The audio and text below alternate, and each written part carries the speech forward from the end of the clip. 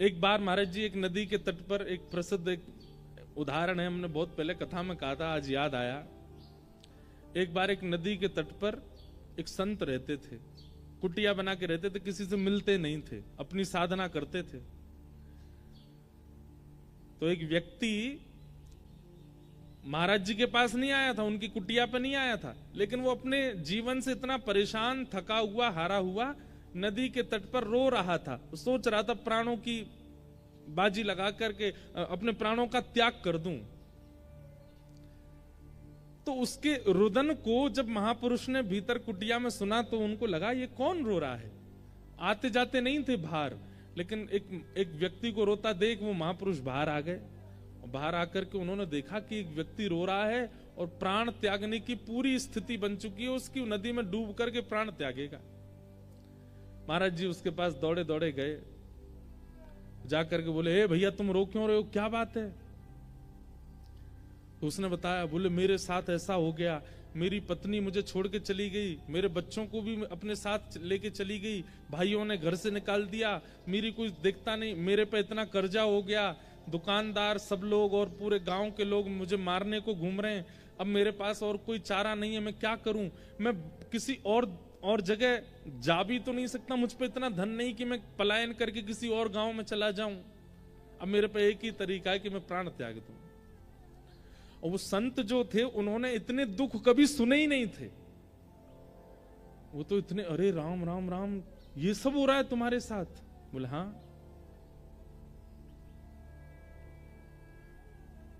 एक बात तो होती है कि जब सन्यास ग्रहण कर लेते हैं ना संत महापुरुष, उनको गृहस्थियों के दुख तो पता नहीं होते, और गृहस्थी इतने चतुर अपने दुख जा जा के बताते हैं उनको, हमारे साथ ऐसा चल रहा है, हमारे घर में ऐसा चल रहा है, हमारे जीवन में ऐसा चल रहा है। और बेचारे संत क्या करें, उन्होंने तो दुख देखा नहीं, तो वो कहते हैं सब ठीक हो जाएगा, हे ठाकुर जी इस पर कृपा करो, हे त्र्यंबकेश्वर भगवान इस पर, ये लो पुष्प ले जाओ, तुम घर में ये करो। वो बेचारे कुछ ना कुछ आशीर्वाद देते हैं। रोता हुआ देखा उसको व्यक्ति को, तो महाराज जी बोले, भाई तुम बिल्कुल चिंता मत करो, तुम्हारा रोना मुझसे देखा नहीं जा रहा, तुम इतने कष्ट में हो, इतनी पीड़ा में हो, मुझे लगता है संसार में इतनी पीड़ा और किसी को नहीं होगी जितनी तुमको है। बोले वाले महात्मा बेचारे। तो उन्होंने क्या किया, अपनी जटा में से एक बाल तोड़ लिया और तोड़ के निकाल के उसको दिया, बोले ये लो रखो। हमने अपने जीवन में जितना तप किया, जितना भजन किया, जितना साधन व्रत आदि सब किया ना, उन सबका हम थोड़ा सा अंश तुमको दे रहे हैं, इसको जाकर के अपने घर में किसी तिजोरी में या डिबिया में इसको रख देना चुपचाप, और सुनो किसी को बताना मत, इसको ले जाकर के रखो, कल से तुम्हारे दिन ठीक होने लग जाएंगे। बोला महाराज जी पक्का ठीक हो जाएंगे। बोले हो जाएंगे ठीक, लेकिन शर्त है किसी से कहना नहीं और दोबारा यहां आना नहीं, तुम मुझे नहीं जानते, मैं तुमको नहीं जानता, इसको ले जाओ तो सब ठीक हो जाएगा। आत्महत्या करने की तो सोचना भी मत। चला गया। उसने जाकर के वो एक डिब्बी में रखा, अपनी अलमारी में जैसी रखा, संत के भजन का बल, अगले दिन से ही उसका काम जो था वो सुधरने लगा। धीरे धीरे उसकी सब सारे कर्जे पूरे होने लगे, पता नहीं कहां से धन आने लगा। जब देखा पत्नी ने कि पति सुधर गया, सब कुछ ठीक हो, तो पत्नी भी आ गई, बच्चों को भी ले आई। धीरे धीरे इतना सब कुछ बढ़िया हो गया कि उसने अपना छोटा घर तो छोड़कर बगल वाली जमीन पर बड़ा घर बना लिया।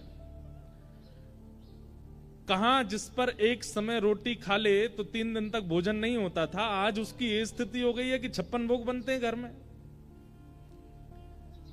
एक दिन उसके साले साहब, मतलब पत्नी के भैया, वो आए और आकर के उससे बोले, भैया जीजा जी, आज से 2-3 साल पहले आपकी स्थिति हम सबको पता है क्या थी, और आज आपकी स्थिति क्या है ये भी हम सबको पता है। ऐसा क्या किया आपने जो ये सब कुछ इतना हो गया। जीजा जी अदा में बैठे थे, हंस रहे थे। अरे अब क्या बताऊं तुमको, वो नदी है ना हमारे गांव में। बोले हाँ, वहां पे एक कुटिया है, उसमें एक महात्मा रहते हैं, उन्होंने अपने अंग का बाल तोड़ करके मुझको दे दिया, और वही मैंने अपनी तिजोरी में रख लिया, उसी से सब कृपा हो रही है। लेकिन सुनो, तुम मत जाना वहां पर, मैंने तुमको बता दिया, और तुमको जितना चाहिए मुझसे ले लो, लेकिन तुम मत जाना।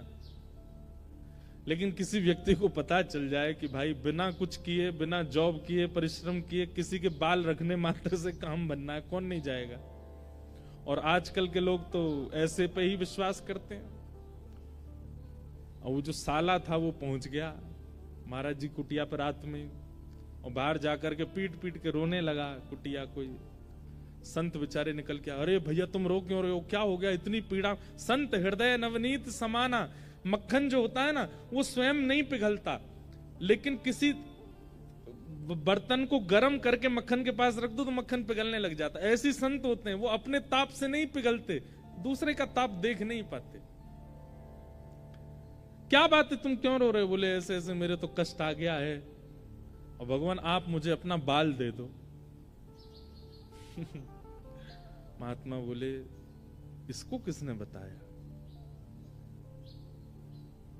महात्मा भीतर कुटिया में चले गए, बोले मैं प्राण त्याग दूंगा बाहर ही, या तो मुझे बाल दीजिए, नहीं तो मैं अपनी आत्महत्या कर लूंगा, यहीं पर अपना शव घेर दूंगा। महात्मा बेचारे आए, बोले भैया यार तुम ऐसे मत करो। बोले नहीं, अपना बाल दे दीजिए बस। महात्मा ने एक जटा तोड़ के उसको दे दी। उसका भी दिन सुधरने लगा। उसने अपने 4-5 मित्रों को बता दिया, 4-5 मित्रों ने रिश्तेदारों को बता दिया, रिश्तेदारों ने गांव के गांव को बता दिया। अब तो ये स्थिति हो गई कि महाराज जी के पूरी कुटिया चारों तरफ से लोगों ने घेर ली। ना महाराज जी का भजन बन पा रहा था, ना आश्रम, सब बस खटखटा में बाल दे दो। महाराज जी बोले भैया ये क्या तरीका। एक दिन महाराज जी सोचे रात हो गई है, अब मैं भाग जाता हूं। जैसे ही कुटिया से बाहर निकले तो क्या देखा, सब नदी किनारे ही सो रहे थे। अरे महाराज जी आ गए, महाराज जी आ गए, आओ आओ आओ। सब ने घेर लिया। पहले तो मांगने लगे, और जब बेचारे महाराज जी बहुत परेशान हो गए, एक आध रुआ तोड़ के दे दिया उन्होंने, और इतनी संख्या में भीड़ आ गई तो बेचारे महाराज जी जान बचा के भागे। लोगों ने घेर लिया और एक एक बाल स्वयं ही नोच के चले गए। बेचारे वो महात्मा बोले कितना बड़ा घनघोर अपराध हो गया हमसे कि एक को दे दिया, वो सब उसके पीछे। भैया श्रीमद् भागवत जी कहती हैं कि महापुरुष से कभी मांगना नहीं चाहिए, कभी कुछ मत मांगो, क्योंकि वो आपके सामने उपस्थित होकर अपने दर्शन दे रहा है। ये सबसे बड़ी चीज वो दे रहा है, इसके आगे और कुछ मांगना ही नहीं चाहिए। वो आपके सामने उपस्थित हैं, आप अपने नेत्रों से उनको देख पा रहे हो। उसी वायुमंडल में आप खड़े हो, जो वायु उनको स्पर्श कर रही है वही आपको स्पर्श कर रही है। इतना अगर प्राप्त हो रहा है तो ये परिपूर्ण है, इसके आगे कोई इच्छा मत रखो। किम पुनर्दर्शन स्पर्श पाद शौचासनादि।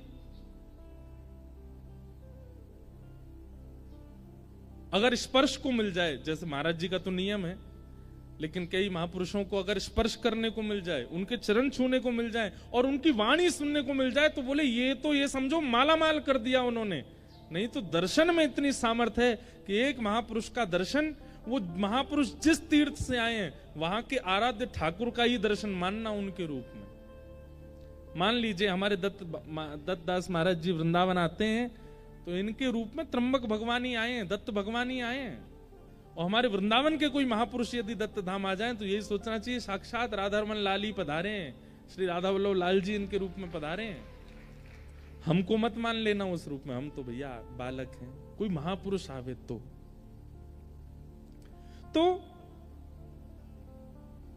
जब अभावग्रस्त जीवन होता है ना, तो सबसे उम्मीद होती है कि हमें कुछ मिले। व्यास मिश्र जी ने सब कुछ देखा जीवन में, लेकिन संतान नहीं थी। तो व्यास मिश्र जी के ही बड़े भैया थे नरसिंह आश्रम जी, वे सन्यास ग्रहण कर चुके थे और सन्यास आश्रम में रहते थे। एक दिन उनका आगमन देवबन में हुआ तो व्यास मिश्र जी प्रणाम करने के लिए गए, तो अपने छोटे भाई को, पूर्व आश्रम के छोटे भाई को देख करके नरसिंह आश्रम जी बोले, कहो व्यास जी कैसे हो? ठीक है भैया, आपकी सब कृपा है। बोले तुम्हारे मुखमंडल से ऐसा लगता है कि तुम बहुत चिंता में हो, क्या बात है, बहुत पीड़ा में लग रहे हो? तो व्यास मिश्र जी बोले पीड़ा तो कुछ नहीं है, बस संतान नहीं है। तो नरसिंह आश्रम जी बोले भैया ये तो प्रारब्ध है, भाग्य में होगा तो मिलेगा, तुम्हारे भाग्य में नहीं होगा तो फिर तुम दोनों पति पत्नी मिलके भजन करो ठाकुर जी का, भाग्य पर विश्वास रखो, होगा तो मिलेगा, नहीं तो कोई बात नहीं। तो ये बात सुनकर के व्यास मिश्र जी के बगल में बैठी हुई उनकी पत्नी तारा जी, मतलब हरिवंश महाप्रभु की माता जी, वो बोल पड़ी। वो क्या बोली? वैसे तो संकोच करती थी, ये हमारे जेठ जी हैं, भले ही सन्यास में हैं लेकिन हैं तो बड़े भैया हमारे पति के, संकोच करती थी, लेकिन आज बोल पड़ी कि अगर भाग्य पर ही निर्भर रहना है तो आप जैसे महापुरुषों के दर्शन का लाभ क्या होगा? यदि जीवन में भाग्य ही सर्वोपरि होता है, भाग्य ही सर्वाधान होता है, तो आप जैसे महापुरुषों के दर्शन, प्रवचन और स्पर्श से हम लोगों को प्राप्त क्या होता है? यदि भाग्य पर ही निर्भर रहना है तो सत्संग करना छोड़ देते हैं, महापुरुषों का दर्शन छोड़ देते हैं, कथा वार्ताएं सुनना छोड़ देते हैं, भाग्य में जो है वो मिलेगा। ये बात नरसिंह आश्रम जी के हृदय को स्पर्श कर गई कि बात तो सही है कि अगर भाग्य से ही सब मिलना होगा तो संत दर्शन का प्रभाव क्या है, संत दर्शन का लाभ क्या है? नरसिंह आश्रम जी बोले तुम चिंता मत करो, मैं कुछ प्रार्थना करता हूं ठाकुर जी से। और आप इतने दिव्य थे कि एकांत में वन में जाकर के आपने ठाकुर जी से प्रार्थना की, और जैसे ही नेत्र बंद करके ठाकुर जी से आराधन करने लगे तो और दिन तो ठाकुर जी का श्री विग्रह दिखाई देता था, और दिन तो ठाकुर जी के वैकुंठनाथ पति के दर्शन होते थे, पर आज ठाकुर जी की वंशी दिखने लगी।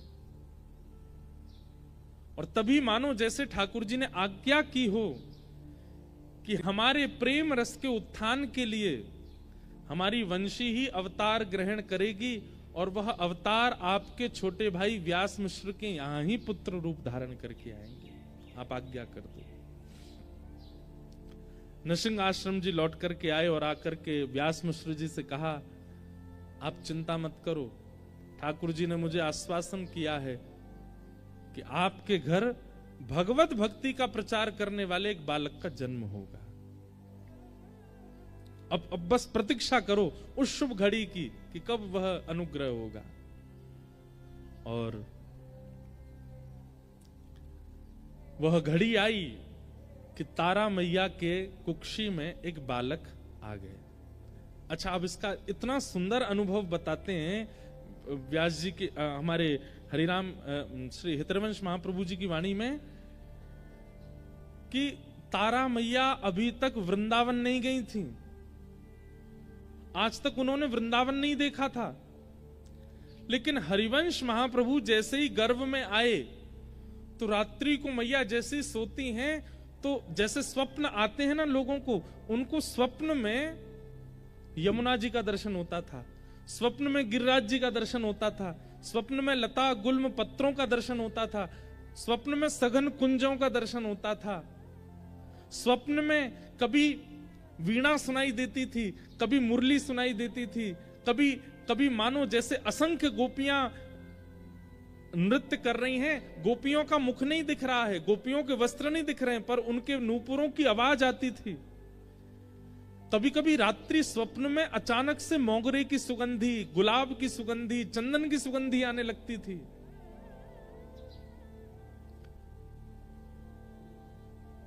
और इन सब स्वप्नों को देख करके वे जैसे ही उठ के बैठती थी तो उनके मुख से पहला शब्द निकलता था, श्री वृंदावन।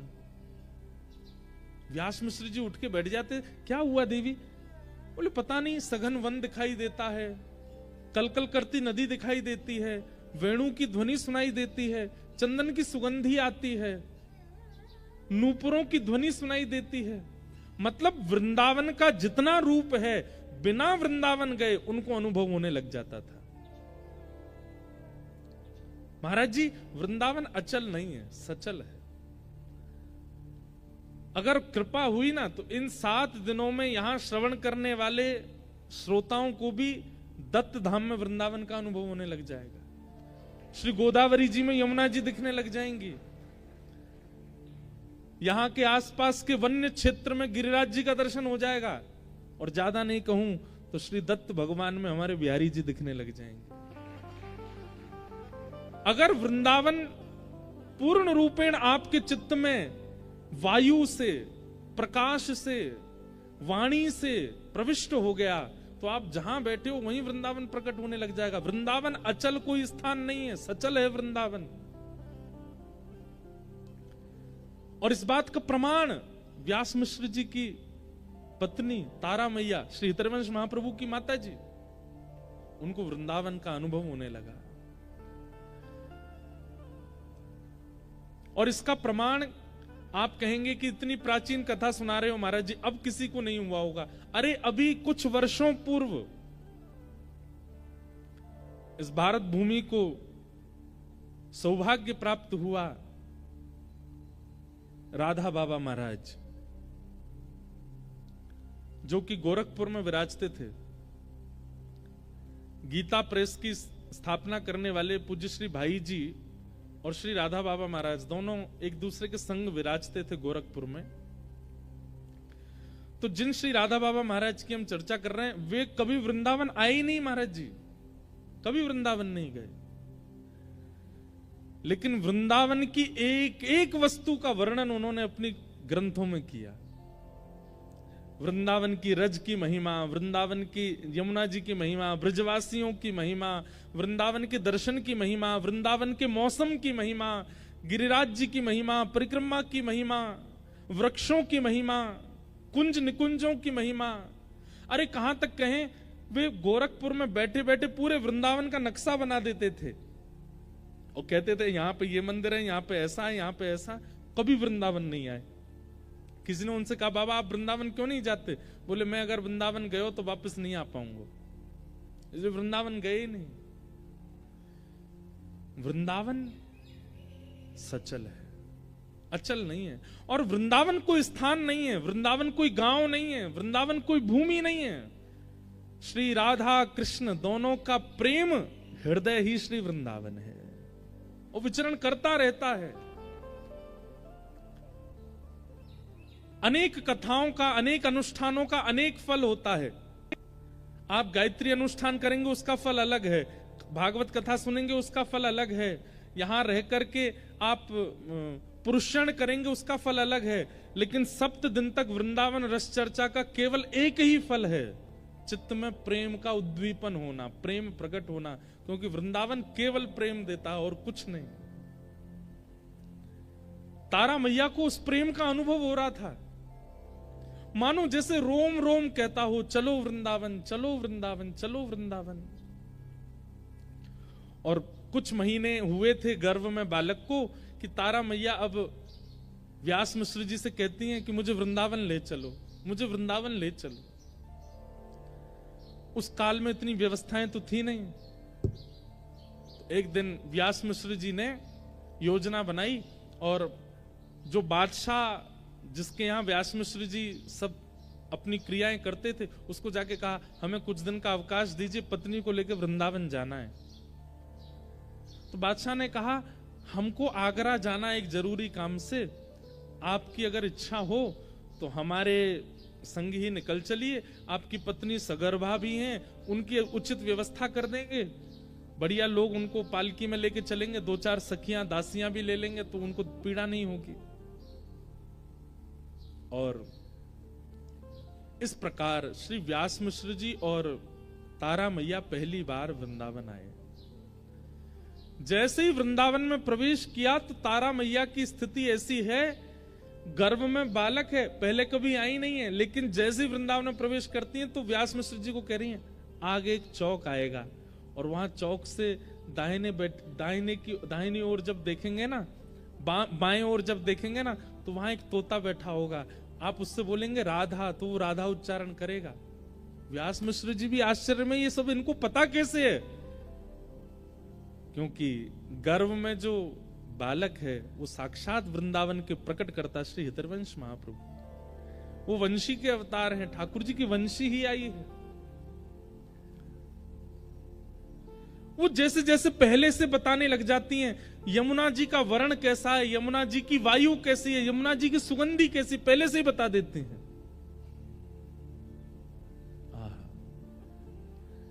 वृंदावन में निवास किया, वृंदावन में, तब वृंदावन में मंदिर नहीं थे, तब वृंदावन में ज्यादा स्थान नहीं थे भ्रमण के। वृंदावन सघन वन हुआ करता था, और उस सघन वन में बड़े बड़े संत महापुरुष ऋषिजन जाकर के केवल भजन करते थे, कुटिया बना करके, और उनकी भजन स्थली पर ही ठाकुर जी का कुछ ना कुछ अनुभव हो जाता था। कभी पीताम्बरी दिख जाती थी, कभी कोई नूपुर मिल जाता था, कभी कोई कंठ की माला मिल जाती थी, कभी मोरपिच्छ मिल जाता था। ऐसे अनुभव होते थे बस वृंदावन में, और कुछ नहीं है। यमुना जी में स्नान करके शाम का समय हुआ तो व्यास मिश्र जी बोले, तारा अब रात्रि का समय है, एकांत सघन वन है, यहां से हमें चलना चाहिए।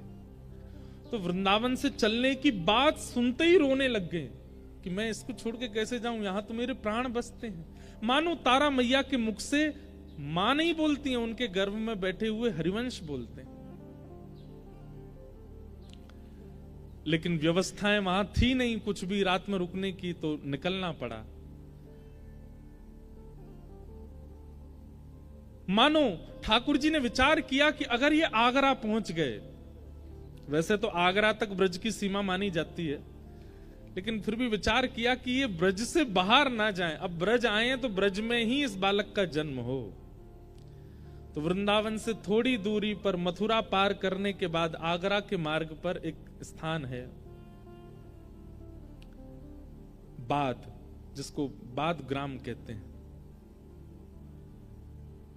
रिफाइनरी के, आज की रिफाइनरी के पास, उससे पहले बाद ग्राम। वहां पहुंचे तो इतनी प्रसव पीड़ा हुई कि तारा माँ ने कह दिया मैं आगे नहीं जा पाऊंगी, यहीं रुकी। और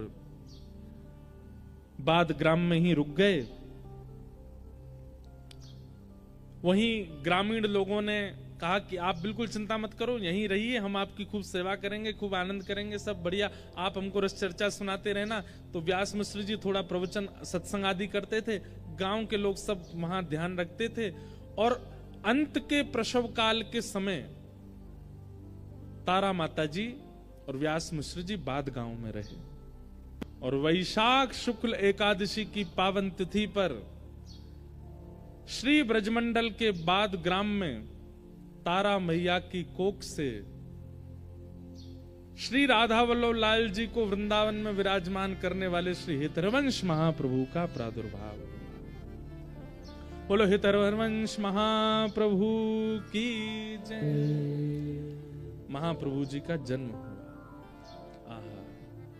पूरे ब्रजमंडल में ऐसी आनंद की उमंग हो गई, मानो पता नहीं कैसे गांव के लोगों को इतना उत्साह होने लगा, सब उत्सव मनाने लगे, सबको ऐसा उत्सव जैसा होने लगा जैसे ठाकुर जी के प्रादुर्भाव पर उत्सव हुआ, वैसा उत्सव होने लगा।